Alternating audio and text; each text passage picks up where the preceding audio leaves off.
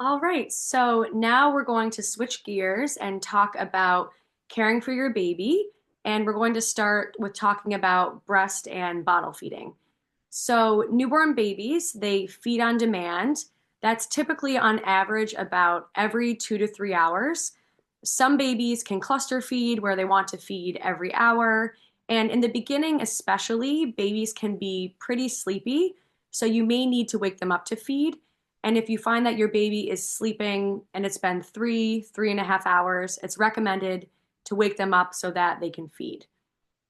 So, how do you know if your baby is hungry? There's different feeding cues you can look for.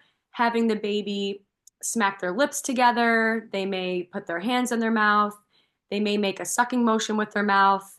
There's a normal baby reflex called rooting, where if you stroke the baby's cheek, they'll turn their head to that side and open their mouth, showing that they're ready to feed.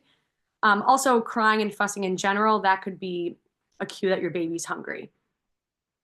If you're interested in breastfeeding, this should be started right away.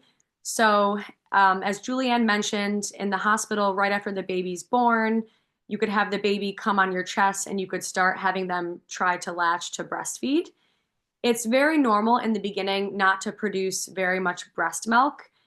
In the beginning, there is this thick, yellow, very nutrient rich substance called colostrum that's produced, and that is in small quantities, and that over the coming days will increase into the more what you picture as traditional milk, the white, more thin milk. So, again, very normal not to produce a lot of milk in the beginning, and this will slowly increase over the first couple of days.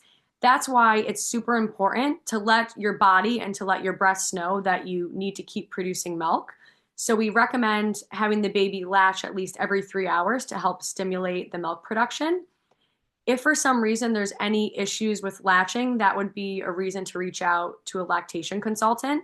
So, lactation consultants are amazing. They should be available in the hospital right after the baby's born. They can work with you with positioning, with holding the baby, figuring out what a latch even means. And then they're also available in the outpatient setting. So, many of them will do virtual visits and they'll even come to your house within that first week, too. So lactation consultants are amazing. What are some of the benefits of breastfeeding? Well, when you breastfeed, the mom passes on antibodies to the baby, which helps with immune protection. So this can help prevent your baby from getting sick. Benefits to baby also include decreased rates of allergy, decreased rates of asthma. Benefits to the mom include decreased rates of breast cancer and ovarian cancer. And it's great in general just to have the baby have that emotional support and to bond with you. However, if for whatever reason you can't breastfeed, you're not interested in breastfeeding, it's just not for you, that is completely, completely okay. It is totally fine to give your baby a bottle with either pumped breast milk or with formula. So if you do choose to give your baby a bottle, you can either give them pumped breast milk, which you can talk with the lactation consultant more about, how to pump the milk, or you can give them formula. The most common formula brands available in the hospital are Enfamil and Similac, but there's so many brands out there, and all of them are great options. Some popular ones include Bobby, Kendamil, but all of them are great.